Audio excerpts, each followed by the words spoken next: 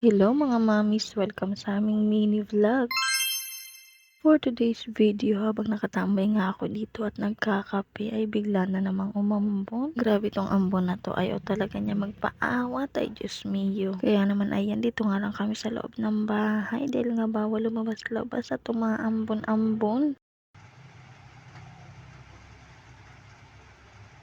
At maya-maya nga bigla nga nagkayayaan ko umala kahit nga umuulan-ulan. Dito nga pala kami nagpunta sa Wijam Trampoline. Pangalawang beses na nga pala ni Baby Elise dito. Sila Ate Tomtom at Kuya Iskay pangalawang beses din nilang pumunta dito. Yung ibang pinsan nga nila ay first time lang pumunta dito. Kaya naman ayan, mga excited nga pumasok sa loob. Kapag medyas na nga si Baby Elise at ayan, patakbo-takbo pa nga dito sa tito niya. Maya-maya nga rin ayan, mga nagsipasukan na nga itong mga bagets. Ay Diyos mio, grabe nga ang tuwa nila. Kasama nga namin dito si Ate Kleng. O diba grabe ang tuwa nila.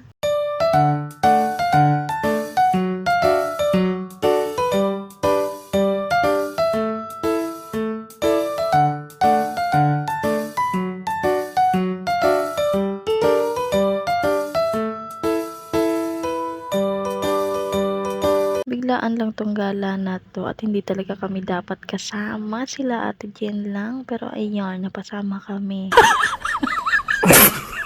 Kapag biglaan kasi ang gala natutuloy, pag pinaplano hindi natutuloy. Hindi nga pala namin kasama yung papa ni Baby Elise dahil nga nasa trabaho. Happy naman si Baby Elise dahil kasama nga niya yung mga pinsan niyang makukulit din. Ito naman nilaro nila yung malaking bilog na to, hindi ko alam tawag dito.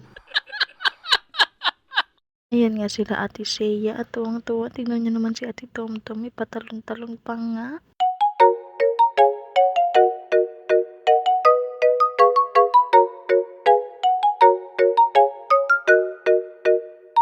Ito naman yung sunod na pinuntahan nila. Hindi ko rin alam yung tawag dito. At ayun nga si Baby Elise, tinatawag nga niya ako dahil hindi siya makaakyat.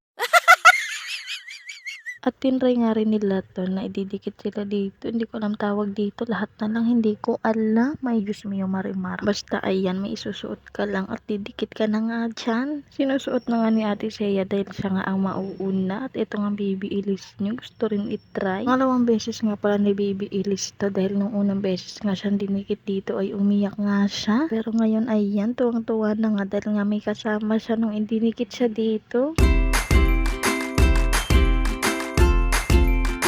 Tignan nyo naman ang ngiti. Napakaganda ng titigan. Grabe ang cute. Sobrang tuwang-tuwa nga ako sa ngiti niya dito dahil napaka-cute niya. Like me.